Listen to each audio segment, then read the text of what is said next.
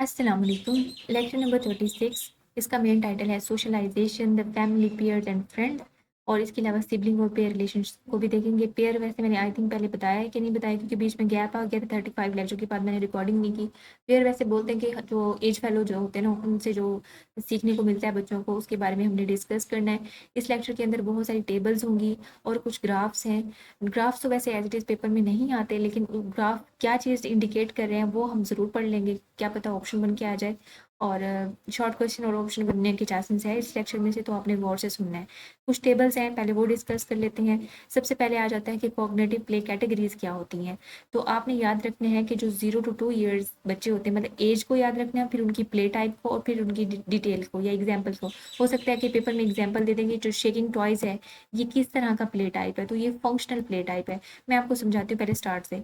जो 0 to 2 years बच्चे होते हैं ना, वो फंक्शनल प्ले करते हैं, मतलब कि फिजिकल एक्टिविटी, सेम एक्टिविटी को वो रिपीट करते हैं।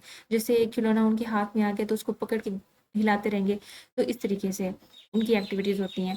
जो 2 to 6 ईयर्स होते हैं वो फिर मेक द बिलीव प्ले, ये उसकी टाइप बताई हुई है कि pretending every day and imaginary roles like playing the house. और उसके बाद 3 to 6 ईयर्स के जो बच्चे होते हैं, कंस्ट्रक्टिव प्ले होता है उनका, building and creating the things like the blocks and drawings. और जो आफ्टर 6 ईयर बच्चे होते हैं, उनकी गेम्स में रूल्स भी शामिल हो जाते हैं, जैसे कि कोई बोर्ड गेम हो गया, playing the structure games with the rules. अब नेक्स्ट में आ जाते हैं कि पेयर सोशेबिलिटी इन द प्ले, मतलब जो एज फेलोज हैं वो किस तरीके से सोशली इंटरेक्ट करते हैं। तो इसको भी हम थोड़ा सा देख लेते हैं। एज इट इज़ याद करना है, इसको आपने जहन में रखना कि जो नॉन सोशल एक्टिविटी होती है ना, उसमें जो बच्चे होते हैं वो वॉचिंग अदर्स और प्लेइंग अलोन, या तो फिर दूसरों को देखते रहेंगे, ठीक है, या फिर अकेला खेलना पसंद करेंगे। और पैरेलल प्ले के अंदर प्लेइंग नियर विद अदर्स, दूसरों के साथ बैठेंगे खेलेंगे, लेकिन उनसे इंटरेक्ट नहीं करेंगे। एसोसिएटिव प्ले के अंदर playing separately but talking and sharing, अलग से खेलना पसंद करेंगे, लेकिन दूसरों से वो बात कर लेंगे और शेयर भी कर लेंगे चीज़ें। कोऑपरेटिव प्ले के अंदर एक साथ खेलना उनका मतलब कि शुरू हो जाएगा एक ही गोल को लेकर, जैसे कोई मतलब पजल को बिल्ड कर रहे हैं, ठीक है, कोई गेम हो गई, एक साथ उनको कर रहे हैं बिल्ड। अब यहाँ पे दो ऑप्शन बन सकते हैं इंपॉर्टेंट, या फिर क्वेश्चन भी बाज़ दफ़ा बन सकता है। देखो, मोर डाइवर्स पेयर इंटरेक्शन का मतलब ये है कि अगर जो एज फेलोज़ के अंदर डाइवर्सिटी बहुत ज़्यादा है, जो बच्चे हैं उनमें डाइवर्सिटी है, मतलब वैरायटी है, तो बच्चे के अंदर बेटर सोशल स्किल्स आएंगे और एम्पैथी आएगी। दूसरी साइड पे ये बताया हुआ कि अगर रफ और टम्बल प्ले होगा तो उससे डोमिनेंस हिरार्की आएगा पेयर ग्रुप्स के अंदर, ठीक है। अब नेक्स्ट पढ़ लेते हैं कि पेरेंटल इन्फ्लुएंस क्या होता है पेयर रिलेशनशिप के ऊपर। इसका डायरेक्ट भी हो सकता है और इनडायरेक्ट इन्फ्लुएंस भी हो सकता है। डायरेक्ट में आ जाते हैं कि arrange the play dates, teach the social behaviours, monitor the activities. Indirect के अंदर आ जाती हैं secure parent child attachment, warmth and authoritative parenting हो गया, और ये सारी टर्म्स वैसे हमने पहले पढ़ ली थी पिछले लेक्चर्स के अंदर। अब नेक्स्ट है कि दूसरे इन्फ्लुएंस क्या हो सकते हैं, जैसे कि एज मिक्स ऑफ चिल्ड्रन। अब पेजे ने कहा था, पेजे कॉग्निटिव डेवलपमेंट थ्योरी है, एक राइटर का नेम है पेजे। वैसे इसको मैंने देखा था एक और शॉर्ट लेक्चर सीरीज के अंदर, उसको पैगेट पढ़ रहे थे, आई डोंट नो व्हाई, लेकिन मैंने इसकी सही प्रोनाउंसिएशन देखी तो इसको पेजे पढ़ना है हमने। जीन पेजेस का कंप्लीट नेम है। उसने कहा था कि जो सेम एज फेलोज होते हैं ना, वो उनमें जो लर्निंग होती है ज़्यादा बेस्ट होती है, उनका ये कॉन्सेप्ट था। और जो वी गॉट स्काई था, उसने कहा था कि जो छोटे बच्चे होते हैं वो अपनी एज से बड़ों से ज़्यादा अच्छे से सीखते हैं। तो ये अलग अलग उनका ओपिनियन था, किसका सही है किसका गलत है वो बेहतर कौन जानता है। चलिए, आपने बस ये याद रखना है कि किसने क्या कहा था। अब कल्चरल वैल्यूज़ क्या होती हैं, ये भी इन्फ्लुएंस करती हैं कि जो बच्चों का आपस में इंटरेक्शन होती है और लर्निंग होती है, उसके ऊपर कल्चर भी इन्फ्लुएंस करती है। अगर जिस तरह की कल्चर होगी वो वैसे ही उस तरीके से उनके ऊपर इन्फ्लुएंस करेगी और वो उस तरीके से इंटरेक्ट करेंगे। अब आ जाते हैं स्टेजेस ऑफ फ्रेंडशिप। ये भी इजी सा कॉन्सेप्ट है, याद रखना है इसको भी। जब बच्चे 4 to 7 ईयर्स में होते हैं तो उनकी जो फ्रेंडशिप की टाइप होती है वो हैंडी और प्लेमेट होती है, मतलब इजी एंड फन कंपेनियंस होता है। जब 8 to 10 ईयर्स में आते हैं तब उनकी फ्रेंडशिप की जो टाइप होती है वो म्यूचुअल ट्रस्ट और हेल्प की होती है, मतलब trust and sharing. 11 to 15 years और उसके बाद का जो टाइम होता है उसमें इमोशनल क्लोजनेस आती है और उसके अंदर लॉयल्टी भी शामिल हो जाती है, ठीक है। ये वाले ऑप्शन बन सकते हैं। नेक्स्ट आ जाते हैं फ्रेंडशिप की कैरेक्टरिस्टिक्स क्या होती हैं।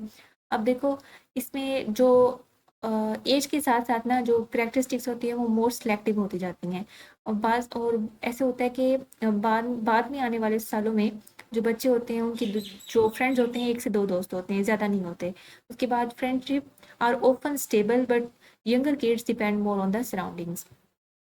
नेक्स्ट आ जाते हैं कि सेल्फ डिस्क्लोजर और इंटरेक्शन आपस में किस तरीके से रिलेट करते हैं।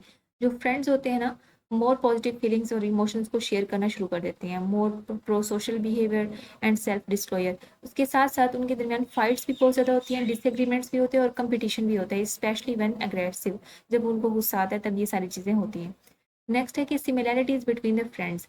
अब सिमिलैरिटीज के बेस पर फ्रेंडशिप कैसे होती है, जैसे कि अगर एज सेम होगी, जेंडर भी सेम होगा और बैकग्राउंड भी सेम होगा तो उनकी क्लोज फ्रेंडशिप होगी, ठीक है।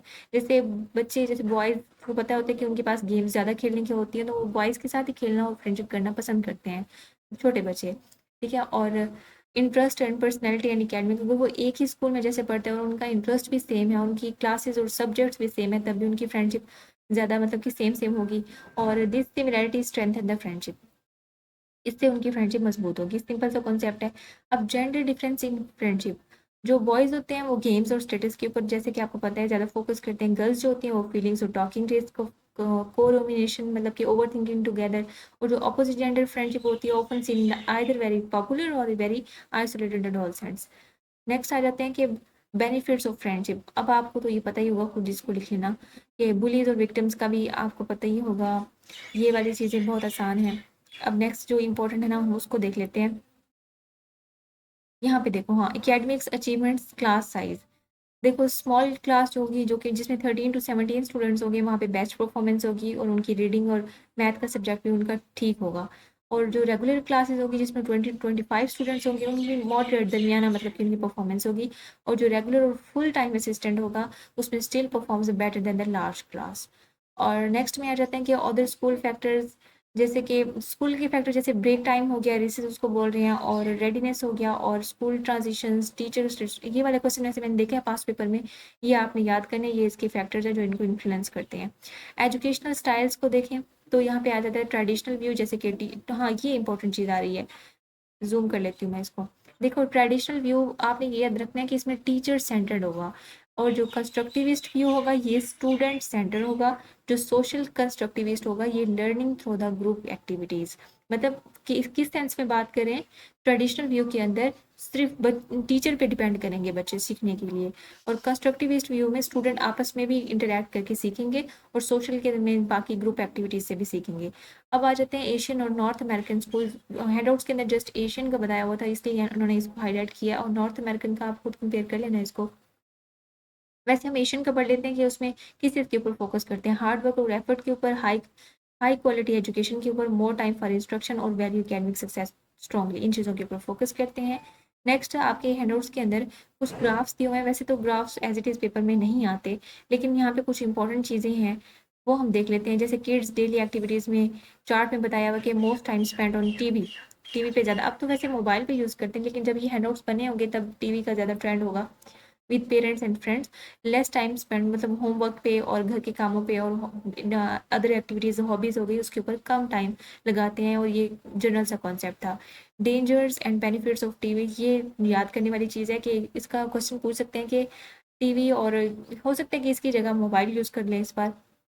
पेपर में, पेपर तो अपडेट होता है ना, जो कि करंट अफेयर्स होते हैं उसके मुताबिक पेपर बना होता है। हो सकता है कि हमारे टीचर्स भी जीपीटी से पेपर बनवाते हो सकता है, पॉसिबल है, या पहले से ही उनके पास वर्ड बैग बना हो।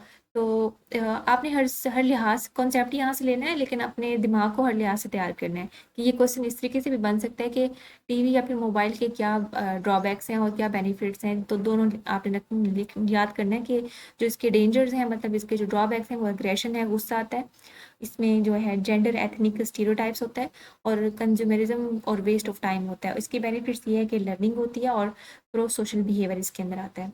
और इसके अलावा इन पॉइंट्स से हट के भी आपने कुछ अपने जहन में पहले से रख लेने हैं।